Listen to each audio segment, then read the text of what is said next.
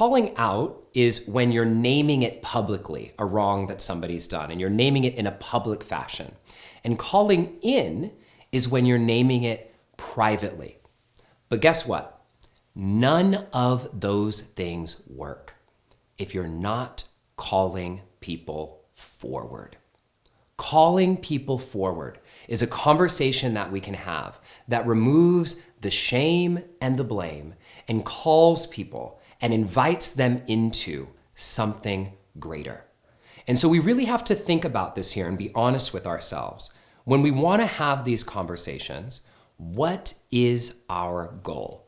What's the real goal that we have for the situation? Is the goal just to be heard? Is the goal just to use your voice? Is the goal just to get back at somebody? Is the goal just to make sure you're right?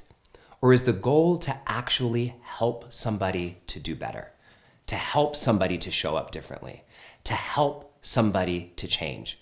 Because if that's the goal, what all the science has proven, and this is not woo-woo at all, this is scientifically backed, is that when someone is shamed or blamed, it shuts down the centers of the brain that promote learning and growth. Shuts it completely down, meaning the person literally cannot grow. They cannot change. They cannot learn.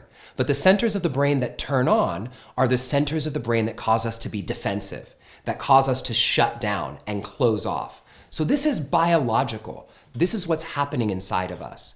And so if you want to get someone to change, if that's really your goal, then we have to approach this conversation differently. And that's why I've created this term called calling forward.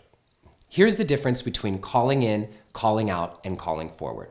First of all, we've heard this word so often right now called naming, right? Like, I just want to name what I'm seeing. I just want to name what I feel. And I think this is like us in our infancy of learning about calling people out in the last decade or something. We're learning how to do this. But the graduation from naming is inviting. Inviting someone into something greater. You naming what you feel could be helpful to you. It might feel good to you to get that out, and you may need to name what you feel. But the next step is, what do we do next? And here's why.